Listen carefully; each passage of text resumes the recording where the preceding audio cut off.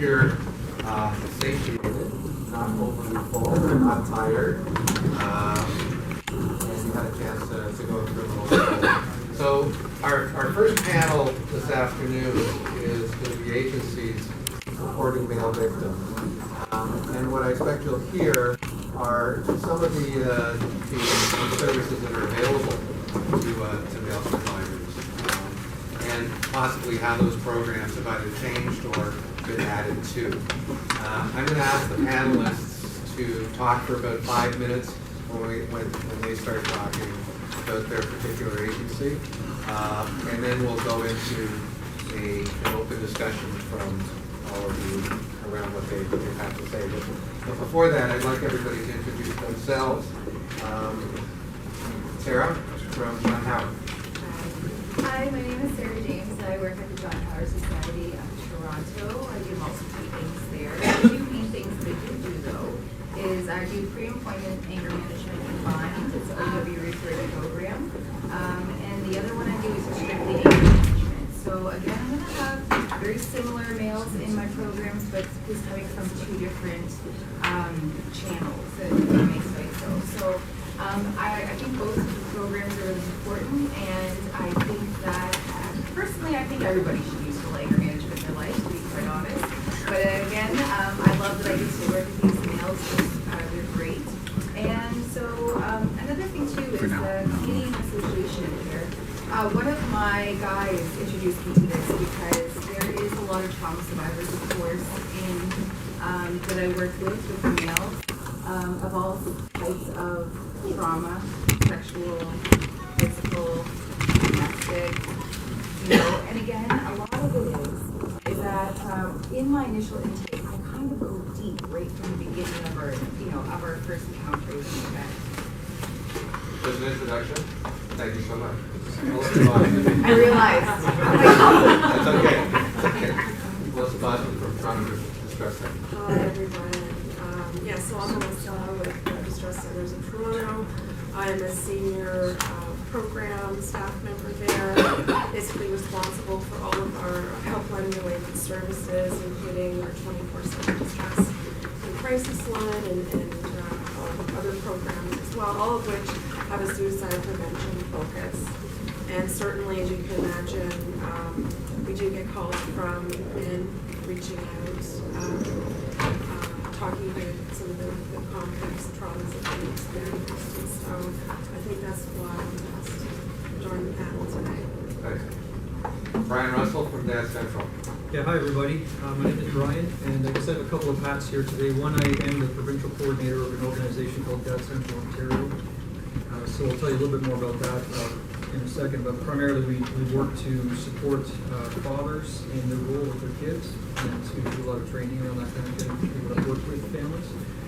I'm also a psychotherapist, and I do have a private practice that I run on my own. Just have the opportunity to work with men and couples primarily. And so those are the two perspectives I'm trying to bring to our discussion here. Gary Sang, New York Regional Police. My name is Gary. I'm a detective in the Special Victims Unit at New York Regional Police, and fortunate enough to be here with some of our partners and our colleagues here to share some ideas and to also take away some ideas that will help us better serve victims of crime. Thank you all very much, and thank you all for being here. Why don't we start with you, Sarah? I'm going to tap the clock going. I'll give you the 1 minute heads up and then the 10 seconds. Tell me. Done already. Tell me. Tell me. I like to talk.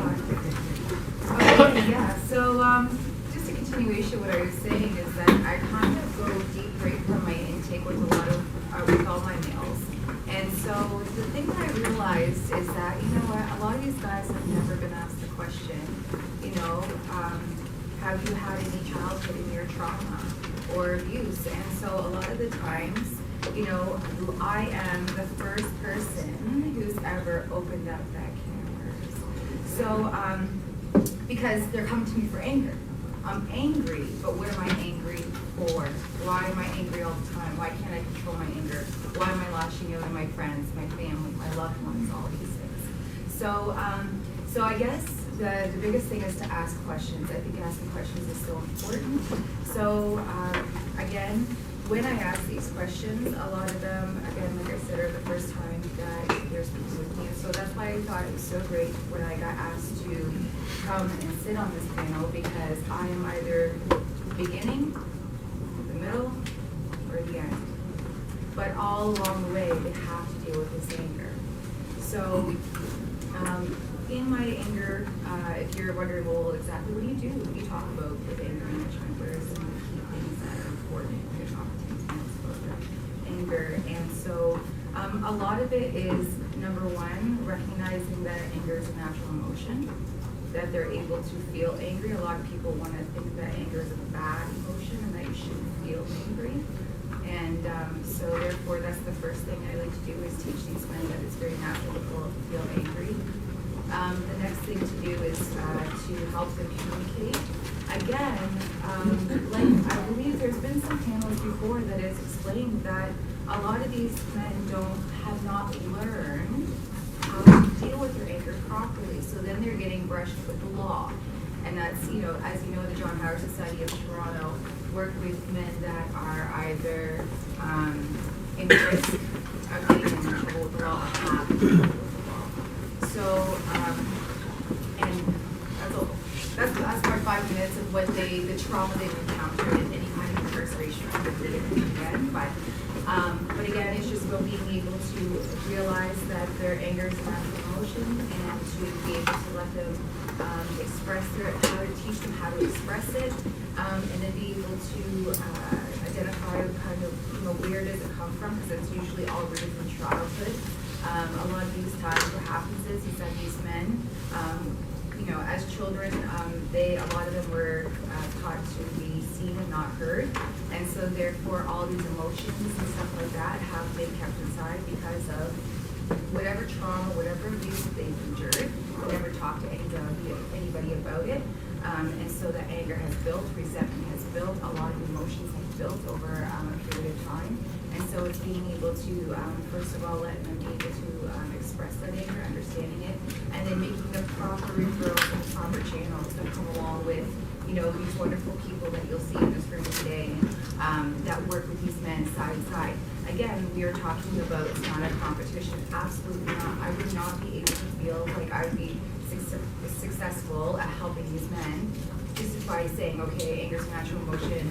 These are some tools and tricks to keep it under bay. You know, now go.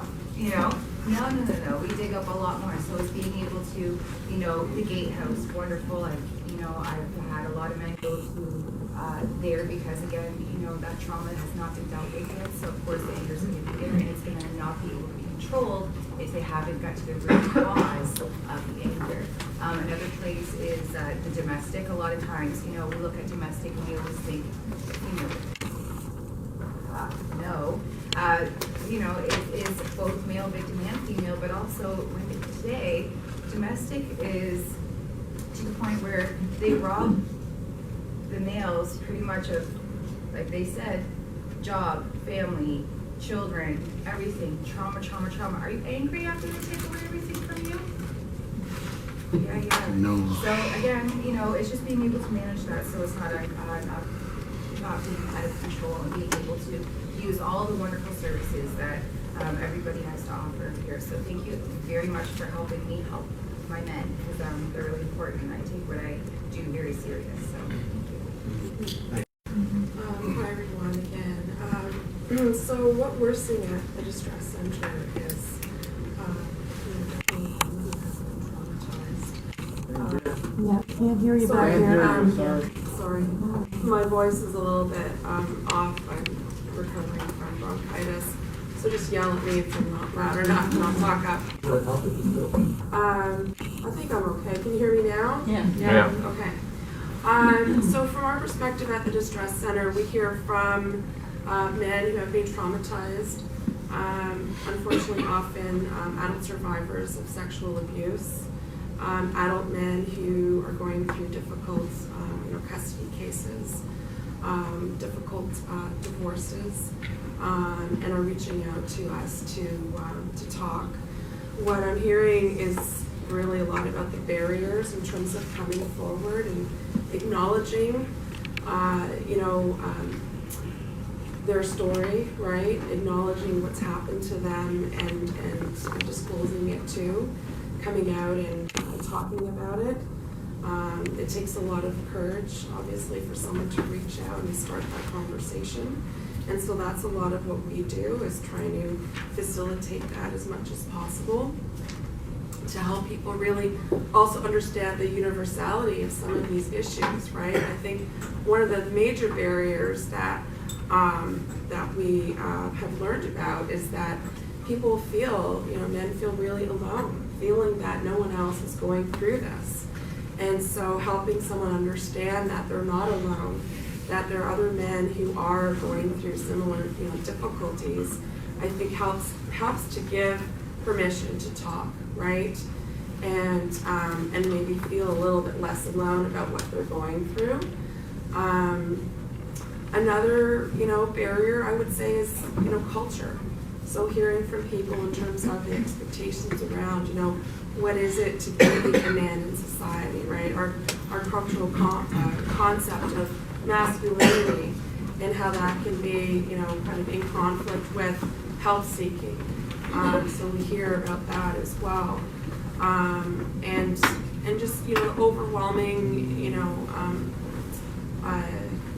difficulty involved in coming forward and talking about one's struggles.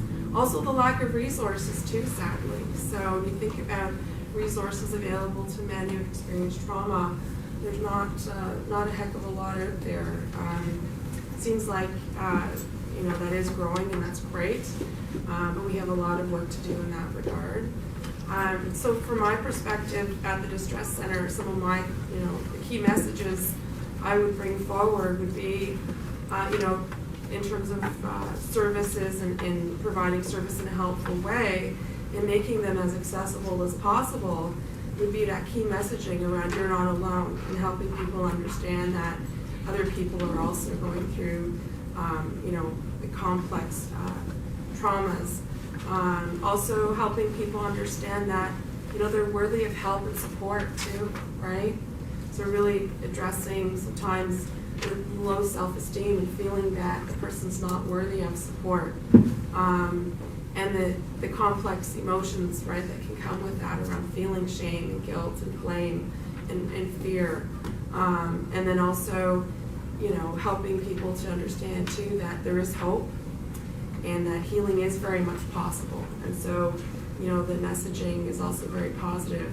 We do have people who have connected with hope and have reached a point where they are well into their healing process. Thank you. Thank you very much. Probably taking a little bit of a different angle than some of the conversations we've had already. We don't work directly with men.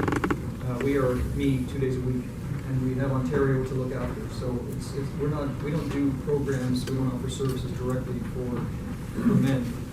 We are funded by the Public Health Agency of Canada, and our task really is to work with people that work with families to get them thinking about how father-friendly their agency is.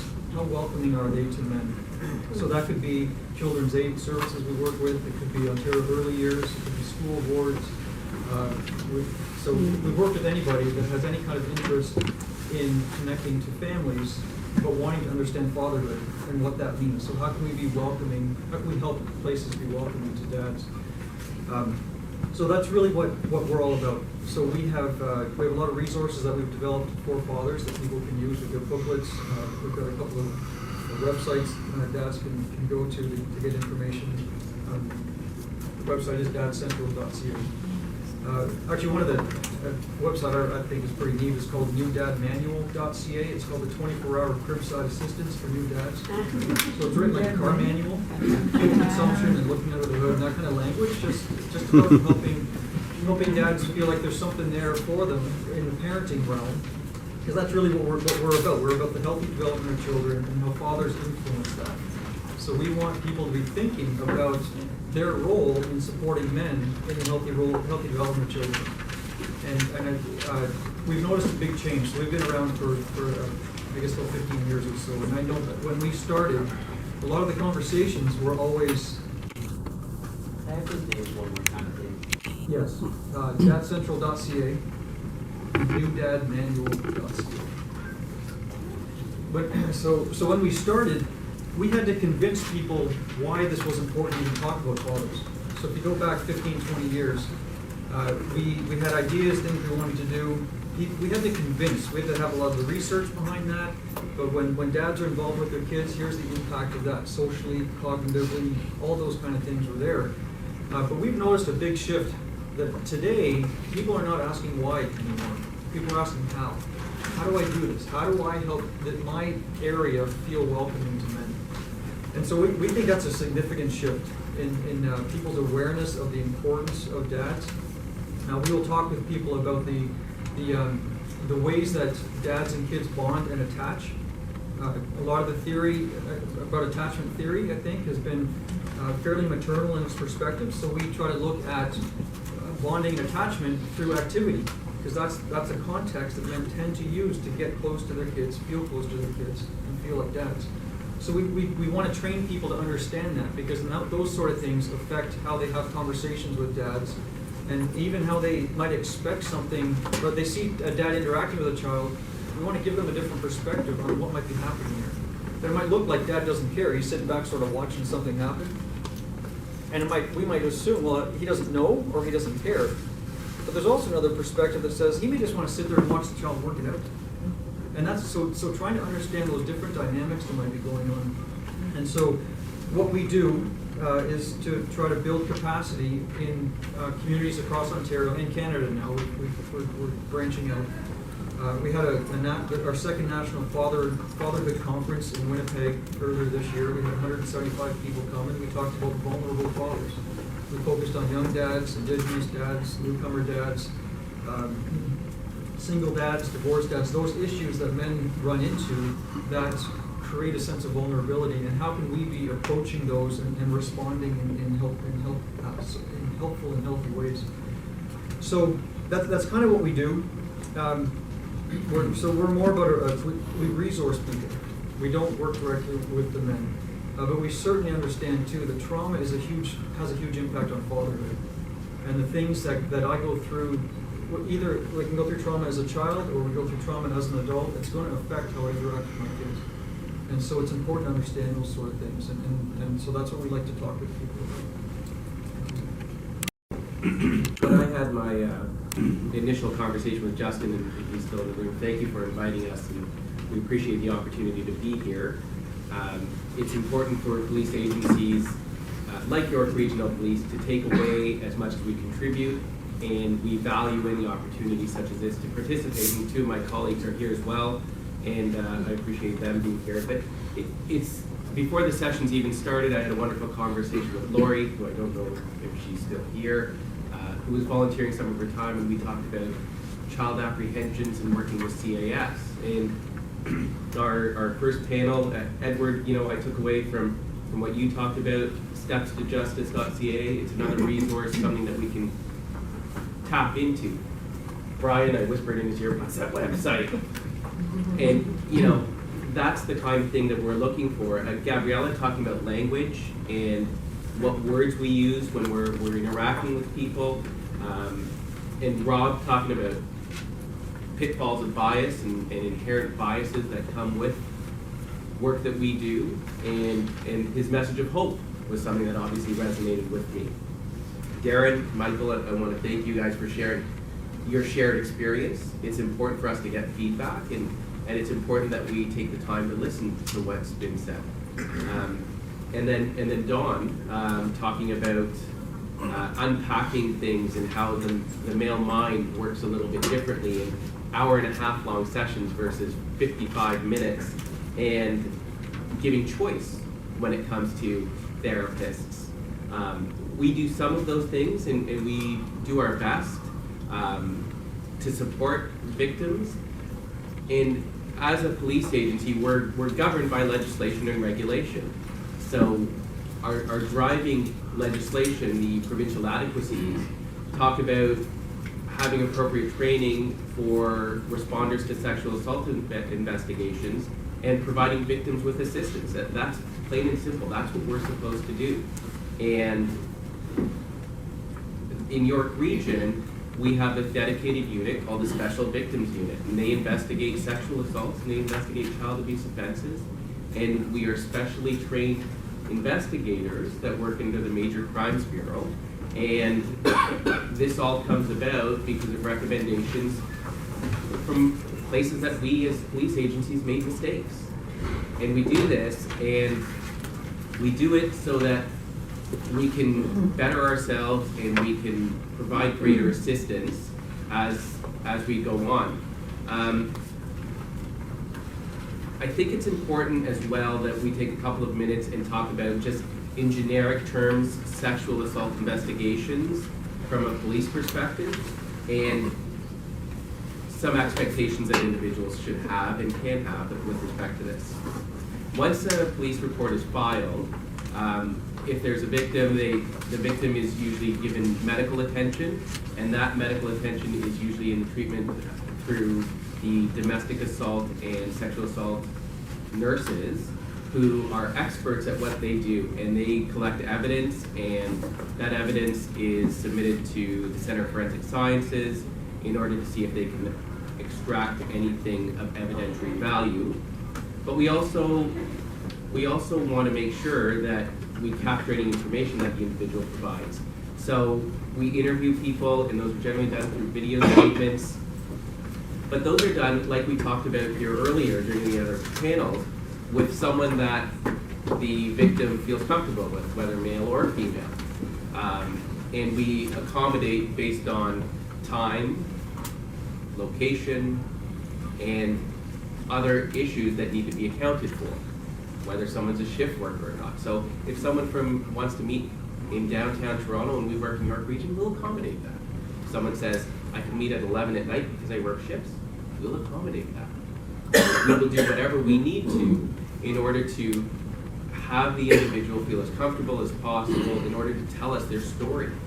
And that's something we've been striving to do. And we do all of this in accordance with the Ontario Victims' Bill of Rights, and we do that to ensure that there isn't any need to have ongoing statements being provided and to minimize the trauma that we keep talking about reliving and recounting these sort of incidents. And then the victim is always go ahead.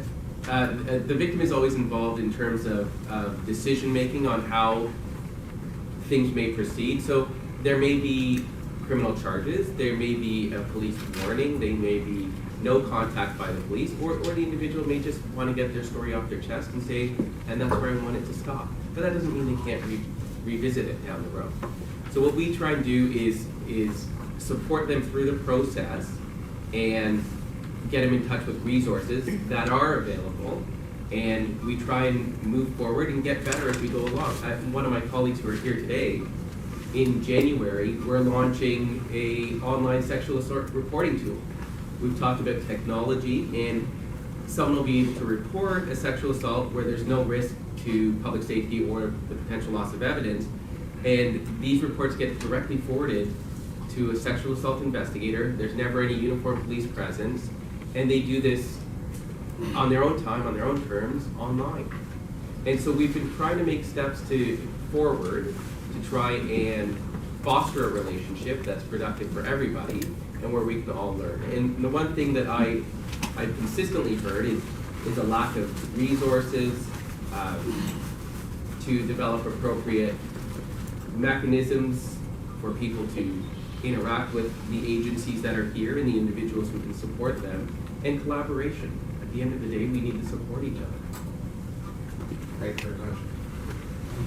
So, this is up here. People that are on the front lines and see what happens to men, to fathers, to boys on a regular basis. And we heard that, when you see an angry guy out there, maybe it's justified. Maybe that's the right thing for him to do.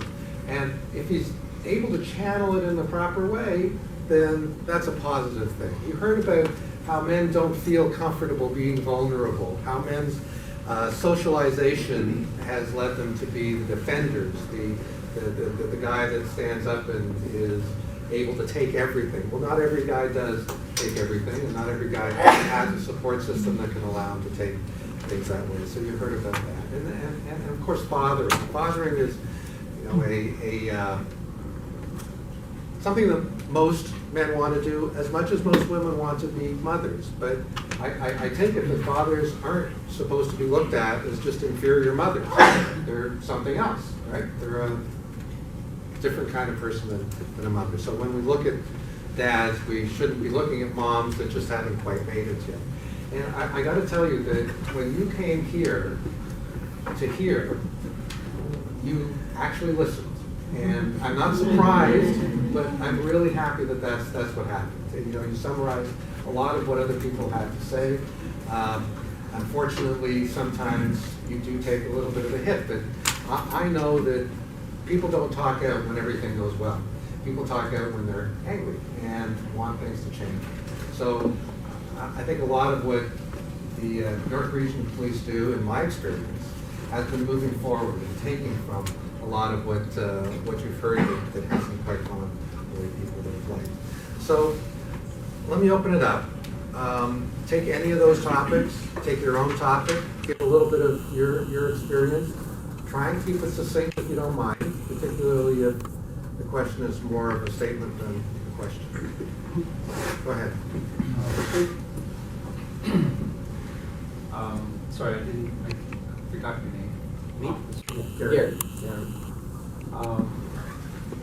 My concern is that when a father reports, say for example, in my case, the abuse of my children, I've been an alienated father for years, and in my opinion, even through Children's Aid and the legal system, and including the police, they've actually aided the mother to intervene more so than to help my children.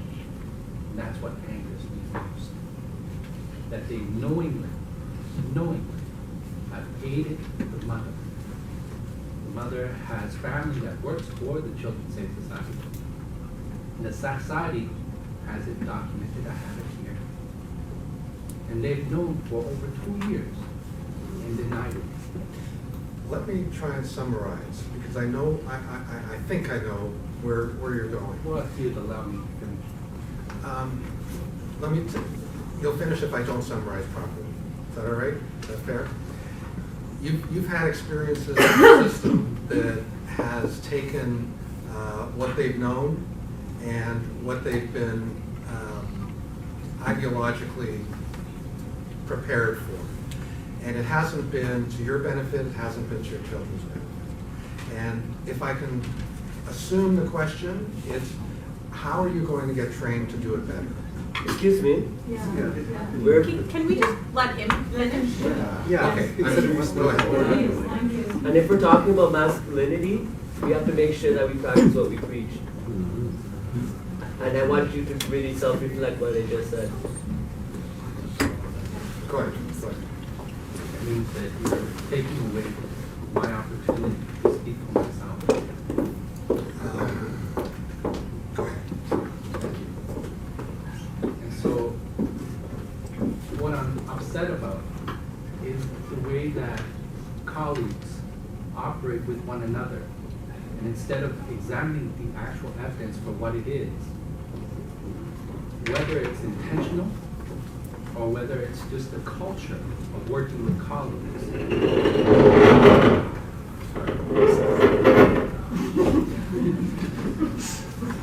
The evidence is ignored. Sorry, the last I caught was the intentional when working with colleagues, and then we had I think I caught anything else. right. I think the issue for me is that when colleagues work with one another, someone's from the town or witness, if it is against an opposite to what an associate or the mother may have to say. In this case, I'm not going to say that mothers necessarily get the upper hand every time. But I will say that in my situation, and that's all I could really speak for, the society was aware that there's a conflict of interest. The police should be made aware by the society that there's a conflict of interest. And when a child is scared to speak because the mother is present, that should not be a shocker. Or if a child is scared because she knows the connection between the worker and the mother, that should not be an issue. That should be common sense. But in this case, over and over again, even when they found bruises on the child that I knew nothing of, there was a logical explanation that it might have accidentally happened at school. And it's just one fallacy after another fallacy. And in all due respect, I think that workers that commit these are crimes. This is an obstruction of justice. These are criminal acts. And they're just overlooked and glazed over by the police as well. And that's the issue that I have. It's the camaraderie among colleagues that further victimizes children, not just fathers. Good point, Paul. So, unless any particular circumstances your situation is, and so I won't speak to that, but I will speak in general. Because I'm sure there are nuances and things that in 3.5, 4 minutes don't capture what sounds like a very lengthy process. But what I will say is that from the York Regional Police perspective, we work in conjunction with the Children's Aid Society of York Region. And we do that because we do that in order to, like I said at the outset, limit the number of times that we have to interview a child. So we come at it from very different perspectives. The society from a child welfare perspective, and the police from an investigative criminal offenses perspective. But we do it in order to mitigate any ongoing interviews of the child. At York Region, we actually are trained through the Ontario Police College on interviewing children, and most of my colleagues receive ongoing training where we go down to the National Child Advocacy Center, which is the premier training ground for interviewing children in the US. And that's where we get our training. So when we do speak to children, and I'll talk specifically about children, we do that in a fashion that, because we've got to have more in mind, we do that in a fashion that it would be credible and stand up in court, that we don't ask leading questions, that we ensure that any potential prosecution is in the back of our mind, and we also give kids an opportunity to talk. And we do that through various strategies, and we do that in order to have an opportunity for them to have a voice. In terms of camaraderie and working collaboratively with another agency, yes, we do work. Our agency does work together with the society, but that's in order to minimize the number of times that the child has to be interviewed and to get the best evidence. But we come at it from very different lenses. Particular circumstances your situation is, and so I won't speak to that. Conflicting interests. The society is a business. And quite frankly, from what my experience, so is the court. And it profits from this conflict between parents. And the children are held in hostage in a battle where parents, their emotions are up high, there's trauma on both sides. And to be fair to the mother, in my case, she's got to hide what she's done. Her family's got to protect her. Her colleagues, the mother's aunt's colleagues, have to protect their co-worker. The courts is looking at this and saying, well, so long as we prolong it, everybody's benefiting. The attorneys are benefiting, right? So there's no real interest in resolving the issue for both parents, protecting the children, because everybody's profiting from this. The police are like, well, you know, whatever the judge says. And nobody's looking at it from a lens where what greater harm you're committing to the society, to children. Eventually, the society becomes aware. One case after another, I look online and I see all kinds of people angry at the way they're being mistreated. And the moment this happens, where enough people get upset that they start calling out the government and saying, hey, we need some sort of reform. It takes years for a study, and they give a recommendation that basically means anybody of any responsibility, and you request just another ointment to maintain it as it is because it's profitable. If the society is making $1.4 billion, there's no interest in them to resolve the problem. The doctors, they develop relations with the society. And so my issue is really that in such as a desperate father who loves his children, and they're both girls, but I also still care deeply about their mother. She can't get help for what she's done. But I'm questioning the character of the people within the institution itself. And what measures are going to be put in place to hold them accountable.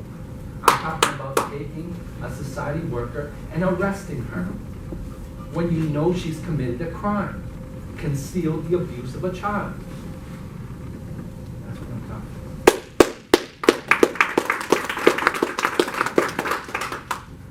I'd like to say something as well. Anyone, it's tough to listen to me too, but in my experience, the investigation, there was no investigation. And I'm not saying this to you either, like it's a big problem, like, and I'm only speaking for myself, I'm sure there are other people too, but the investigation, it's not proper. The police will collude, or the CAS will collude with the police to get a conviction when it's not CAS mandate. So there's a lot of obstruction of justice, so I have to agree with this man about actual criminal charges.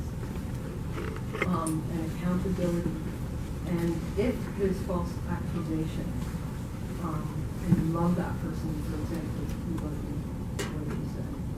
I'm not in love with her, Well, but whatever, you I care about her. genuinely Yeah. care about her own well-being.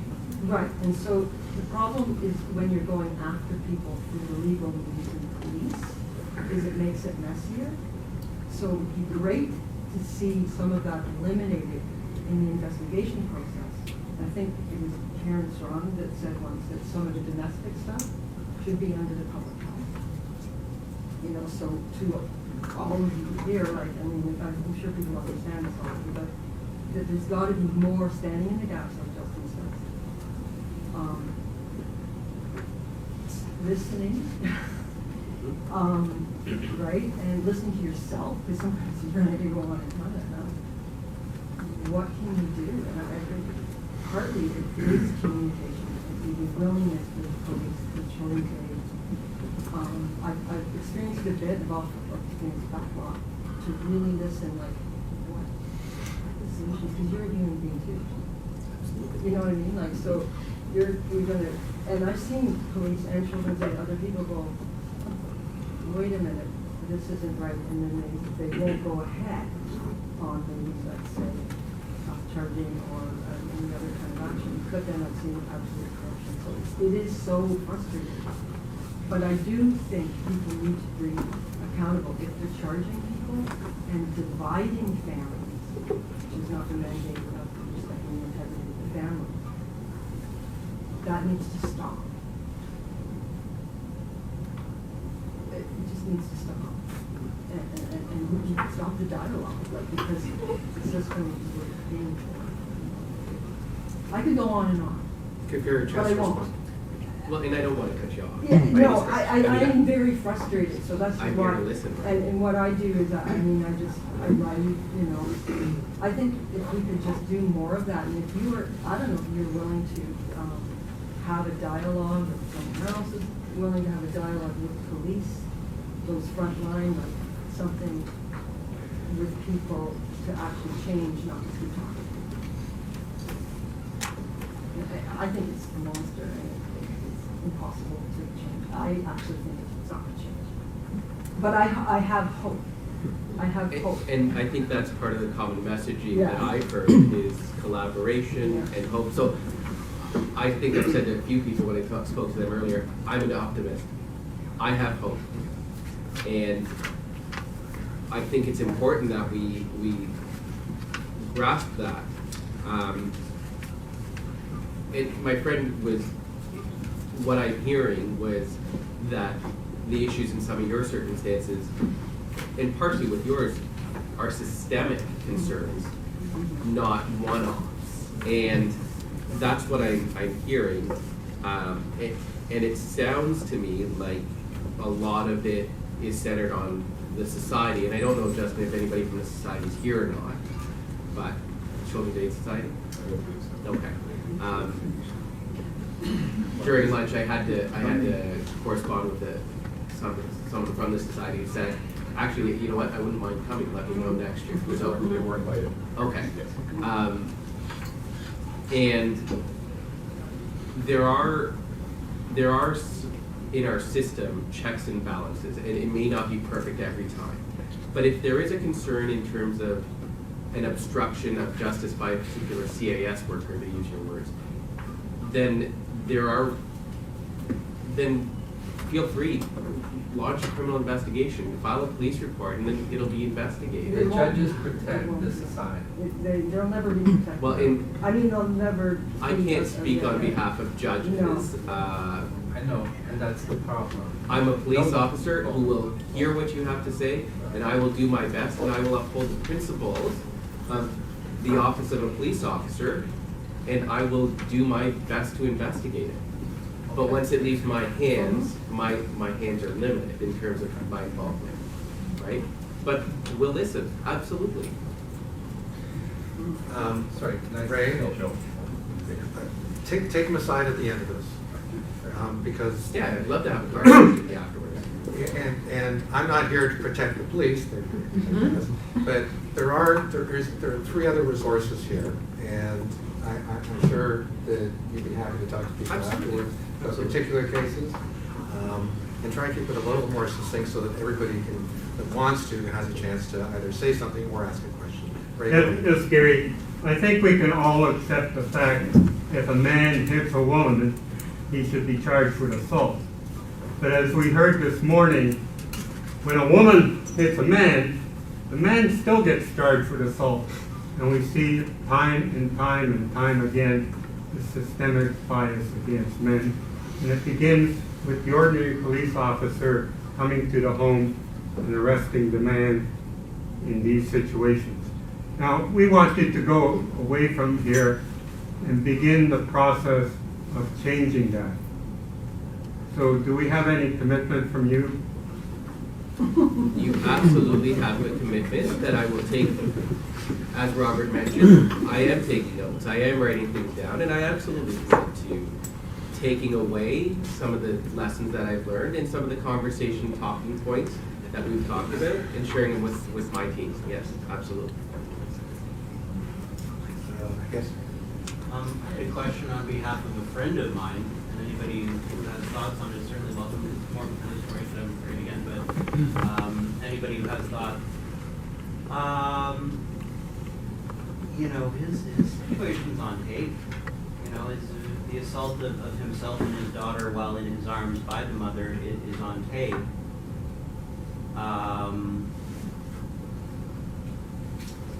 And on that tape is a conversation with the police officer on the other end of the phone, berating him, and then eventually figuring out, who's causing the problem in this situation, and then, is my former spouse just assaulted me, and then my daughter just grabbed us both. Could you ask her not to do that? You're a grown man, do it yourself. Like, that's the police on tape.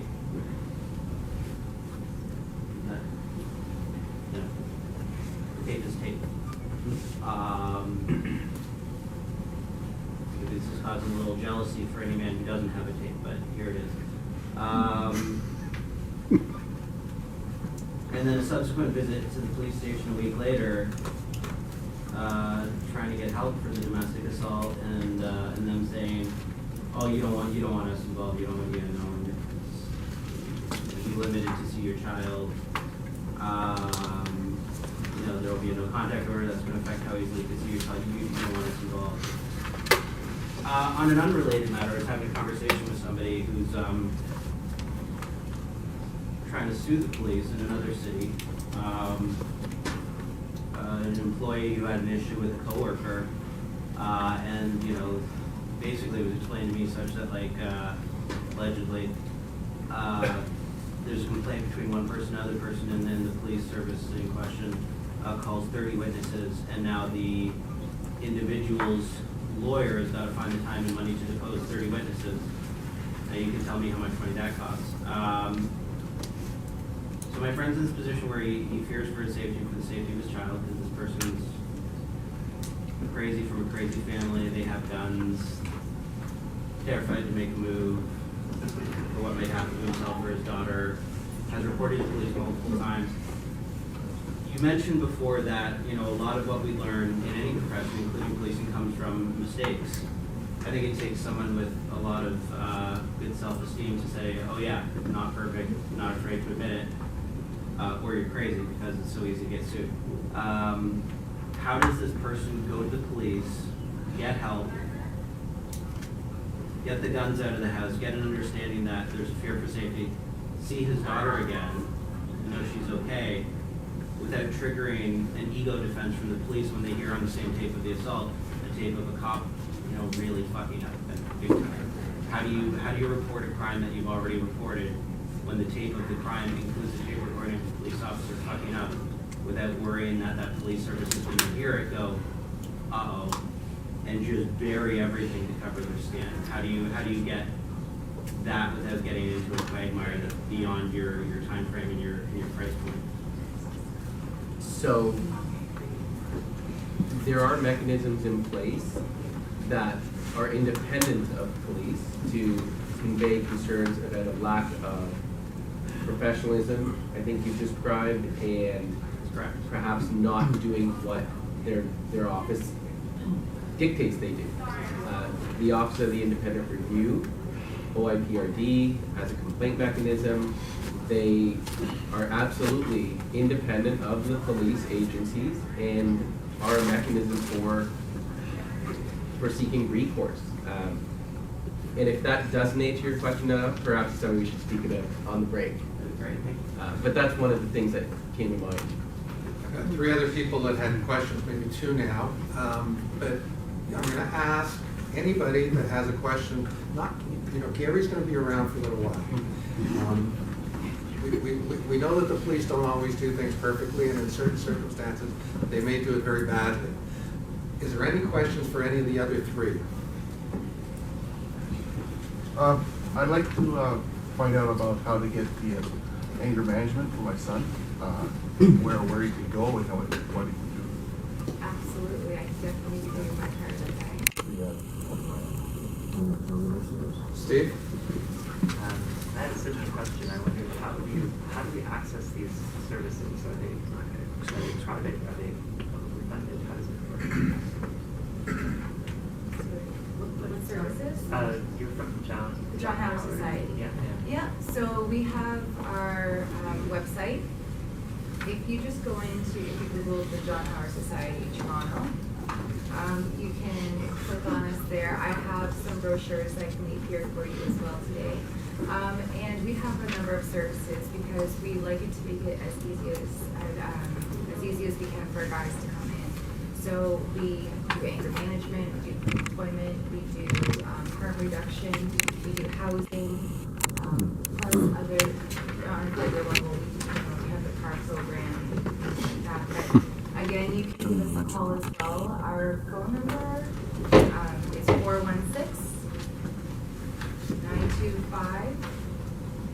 416-925-4386. My personal extension is 224, and I'd be happy to help you with anything. Sarah, my understanding, do you exclusively deal with Toronto? What if someone's outside of that jurisdiction? Well, what if playing with John Howard is we're everywhere. So if someone was outside of our region, then I would definitely just give them the information, the contact information to. And do you run satellite locations? So for example, I don't know where you're located, but probably pretty central to the city. Yeah, it Because goes you west have, of and Dublin. the city's big. Yeah, so we have different hubs around the city as well. So we have our main, is west of Dufferin. Then we have other hubs around, because we do record suspensions and things like that. So we have different hubs housing. And then again, each John Howard though, because if you go to Durham, John Howard, Durham region is different because we're all the same, but we're privatized in what we offer depending on the services, depending on that region. Like I've been with John Howard 8 years and I come from St. John, Brunswick. So again, the John Howard down there, our passion, our compassion, our mission statement is the same, but you will notice very different services depending on what is needed. I think he was also asking about, is there a cost involved or is it publicly funded? Just my anger management by itself, it's $100. Again, I try to keep it very low. ODSP and OW, I work with the workers to subsidize that. And if a guy just came to me and said, Sarah, I'm in a rough place, I don't have $100. I'm not going to make you pay $100 because I know how valuable anger management is. Right? I know. I do have a question. It's more of a comment, and I think like a lot of what we're here today because we all realize that we live in a very sexist society, and that I think what we should focus on more is on policy changes. You know, like we all have our individual interactions with, whether it be the police, the children's aid, the family courts, the criminal courts, whatever it is. And in a lot of situations, it's a very negative experience. But I think what we should try to focus on more is policy. You know, like how do we change the policy? You know, because I think, I'm not sure, Officer Gary, if it's still that there's no discretion, if the police are called for a domestic violence incident, they have to make an arrest. I'm not sure. If it's And that's provincially mandated. Yeah, you see, so this is the problem right there. So like if they're called and there's an allegation, true or not, there they go in handcuffs, right? And that's where all the problems, not all the problems start, but you know, like it just goes downhill from there. You know, you're in the criminal justice system. All of a sudden, you're in the family court system. You know, and it's just if we could all, because we're all here from so many different organizations, and if we could all try to like just reflect on how can we try to solve these policy problems that would probably help people on the ground who are going through these experiences. And also parenting as well, you're on the job. Yeah. And I find for a lot of my guys, you can't afford it. As soon as you get into the court system, you need money to get a good lawyer, to get, you know what I mean, the ball rolling, because they speak each other's language in the courtroom, right? And if you don't know how to speak the language, you're probably going to end up with a charge. Most times they're not, you know, I'm just saying from my experience, my opinion, of course. We have 3 minutes left. There are 2 people with questions. Is there anybody with questions for someone other than Carrie? Let me take those first, and then I'll get to the 2 of you, and that'll be it. Actually, it's a quick question for Brian, I think. Yeah. Hi, I was hoping your resources and manual are available in another language than English.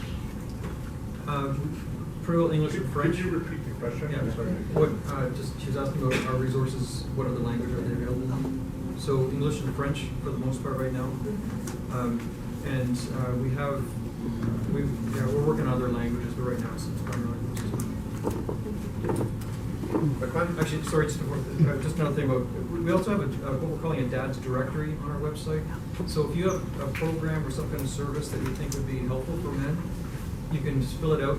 If you go to the dadcentral.ca site, click Dad's Directory. We've got it's a Google map, and so it's all of Canada, and we're starting to populate it with services for men or for fathers. But it can be, for men in general, but primarily focused on fathers.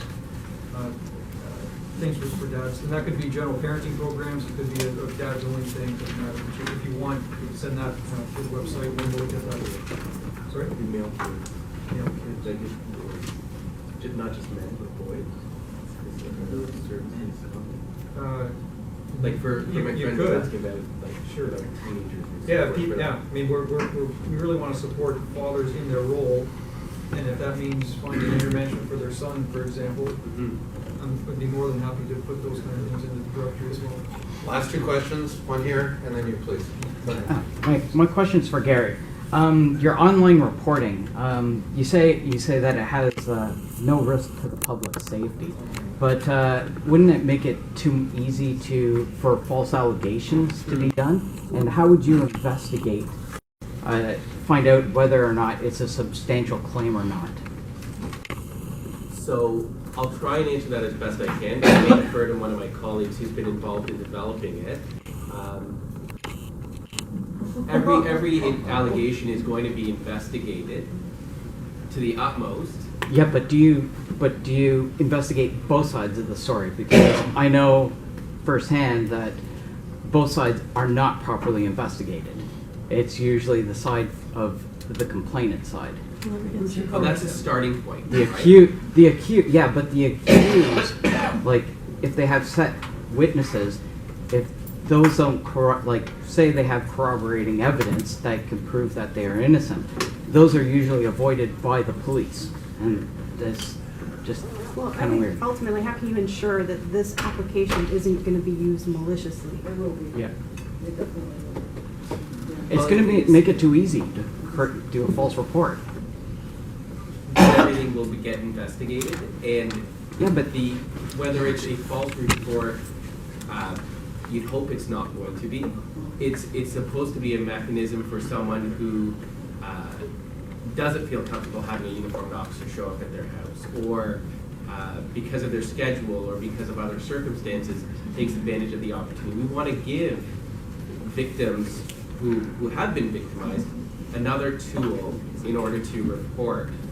And that's it's done with the mentality of supporting victims, not with the idea that it's another avenue for false allegation. Ryan, I don't know if Ryan Holmes is here. He's been developing. If you want to chime in.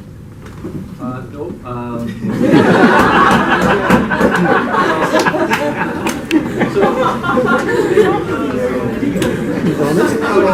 just say this. It's a crime in Canada to cause police to engage in a false investigation. So, like any police investigation, if you make a false allegation against another person, the allegation is supposed to be appropriately investigated. And through this program, it will bypass it'll bypass the uniformed officers, and it'll go straight to someone who's supposedly a trained investigator and are more qualified, perhaps, to find a false report. So it'll bypass going to, so you won't have a uniformed officer making split decisions on the roadside as to whether, right now we've got to arrest or not. It's going to go to an investigator who has the time and the ability to go and speak to all parties concerned. If an accused or suspect party provides an alibi witness, the onus is on the police to go and interview those witnesses. So if you've experienced that in the past, I don't know how to comment on that other than that it shouldn't have been the case. If you provide an alibi to a police officer, the police officer is obligated to investigate that. So there should be no circumstance in which you provide an alibi to the police that they don't follow up on it.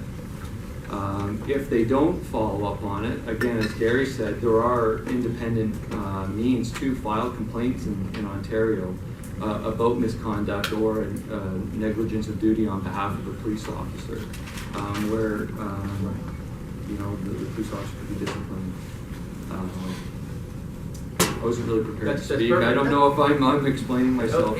So yes, so this does not. So right on the program, it hasn't been finalized yet, but there will be a warning that does discuss prior to you submitting a report that just to let you know that it is a crime in Canada to mislead the police and cause them to engage in false investigations. I guess I have another short one. Hold on one second.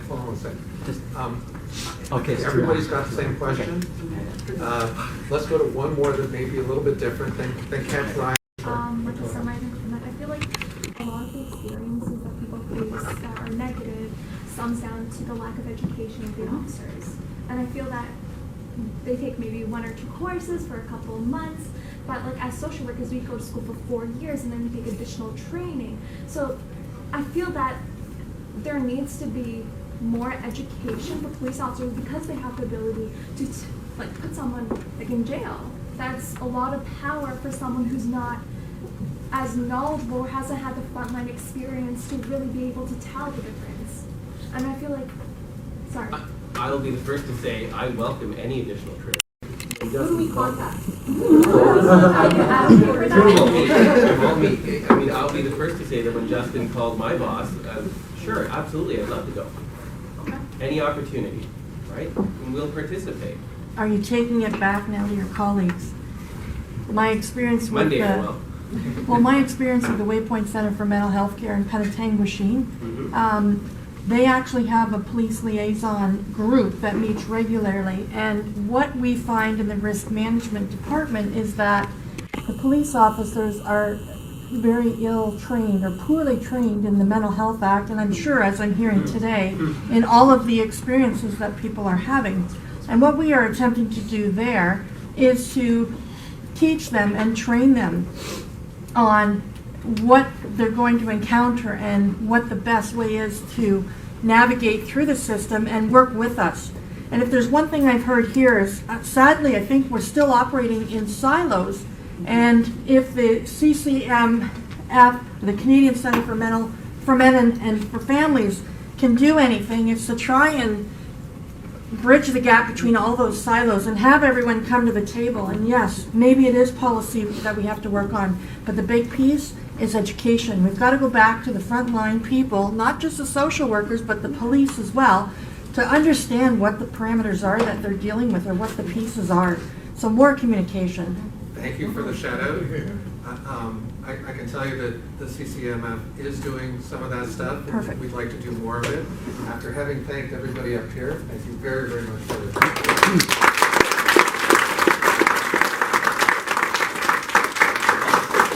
So believe me when I tell you it's really a pleasure to give this back over to Justin.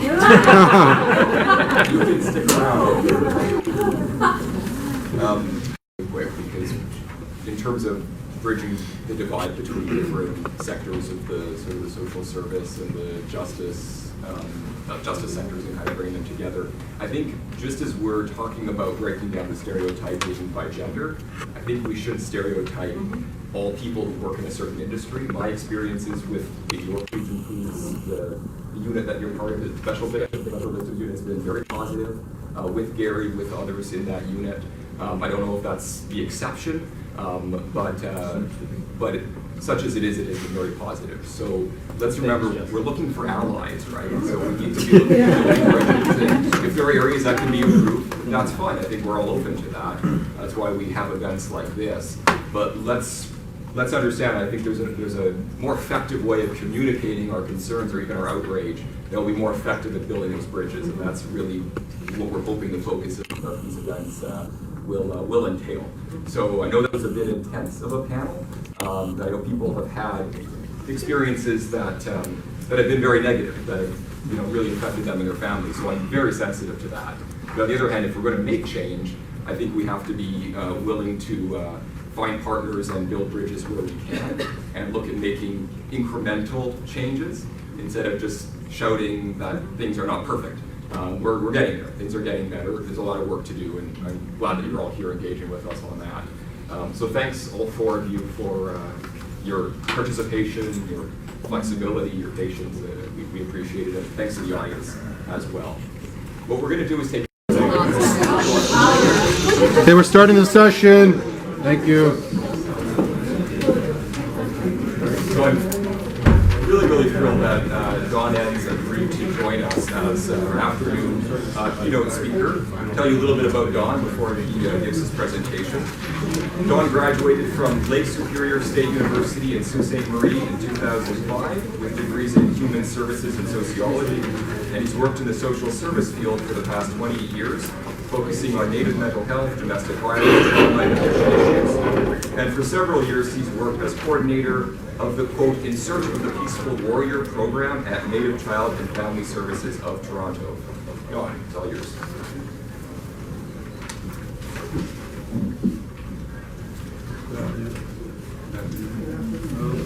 Before I start the presentation, I'd like to do a bit of history lesson.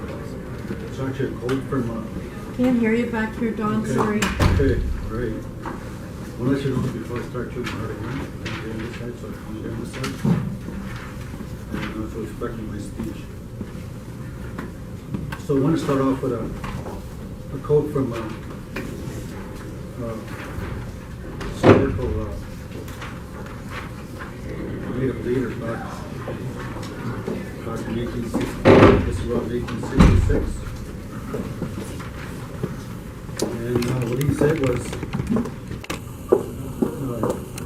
before I started, I want to thank the organization for inviting me to this afternoon. It's always a privilege to come and be It's always a privilege to be asked to speak about what we're doing. So I'm from the Native Child and Family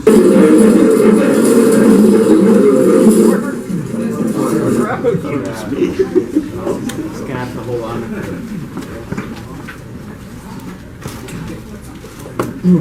Sorry, the Native Child and Family Services. Yep.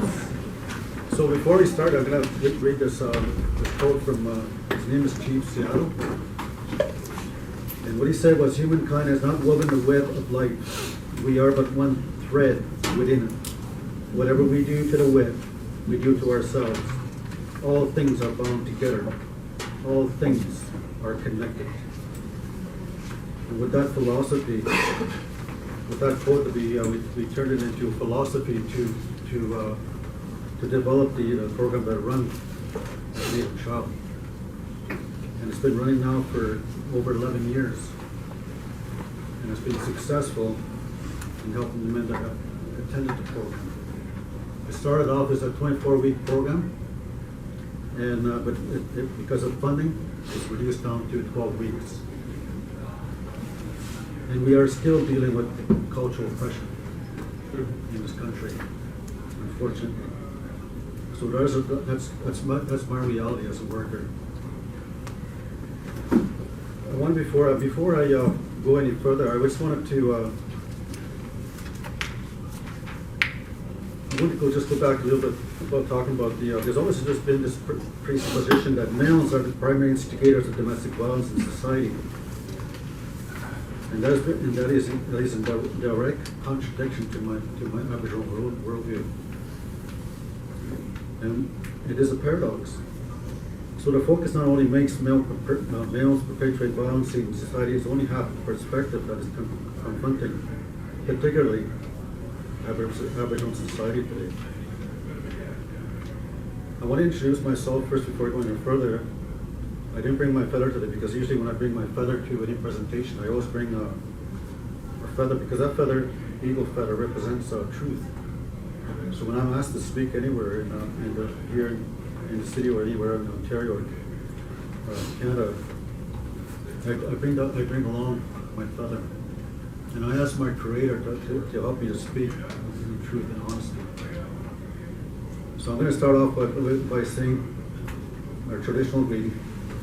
Ani bojo, na dishnakas, mimondan kinemagewin, na dandeben jaba, chiging, midominising, nijik dodem, inande,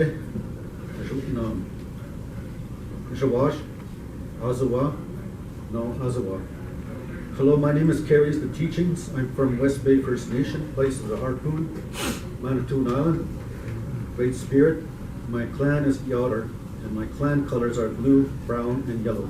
My Christian name is Don Ense. And the reason I'm saying that is I want to, when I speak English, a lot of times I'm also thinking in Anishinaabe. So I bring that worldview in this presentation today. And just like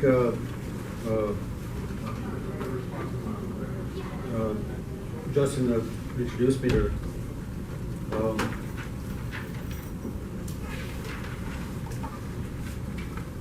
I wrote everything down for myself here today because I know this is a very contentious topic a lot of times, you know, even among. It's a very controversial topic. So I'm going to try and follow my own writing here today.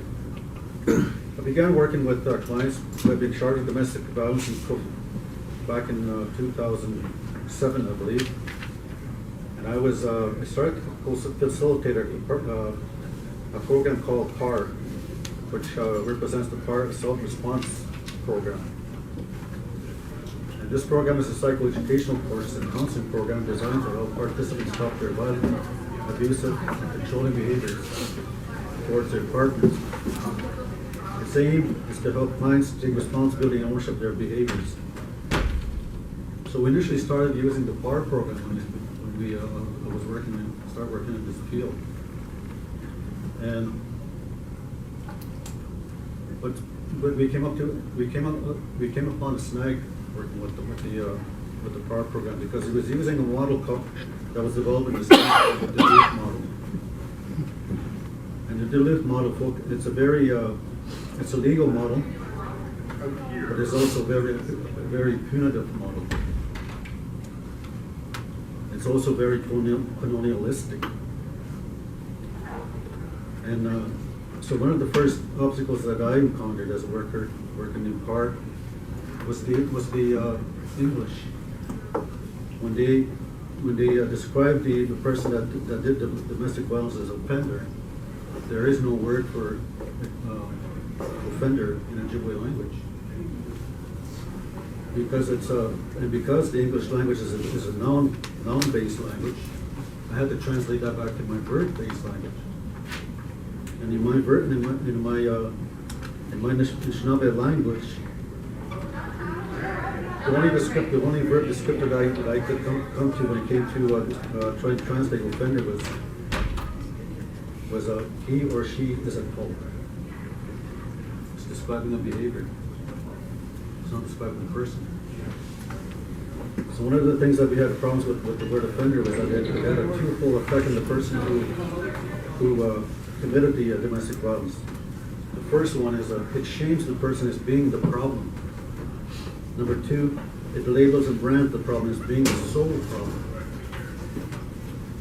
So the Ojibwe verb descriptor for offender in my language is yimaji. And it doesn't label or shame the person who commits the violence. It only describes the behavior that someone is at fault. To expand this definition can also mean the person is out of balance. Okay? So then bring attention to the handout I just gave out today. This is the medicine wheel. And this is what I worked with when I started working with the men in the police warrior program. I'll get into that a little later.